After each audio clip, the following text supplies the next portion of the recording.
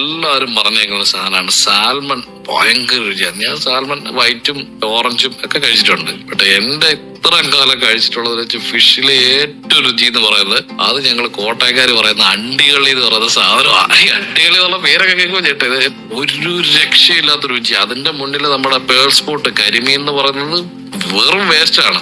ഇതിന്റെ രുചി അപാരമാണ്. ഇതിനെ പിന്തള്ളിക്കൊണ്ട് കരിമീൻ ഇത്ര ഹിറ്റായ സംഭവം എങ്ങനെയാന്ന് വെച്ചാൽ കരിമീനെ ട്രെൻഡ് ആക്കി എടുക്കുന്നത് കേരളത്തിലെ റിസോർട്ടുകാരാണ്. കരിമീൻ എന്ന് പറഞ്ഞ സാധനം ചെത്തി വറുത്ത് ഫ്രൈ ആക്കി 30 മിനിറ്റ്സിനകത്ത് സായിപ്പന്റെ മുന്നിൽ എത്തിക്കാൻ പറ്റും.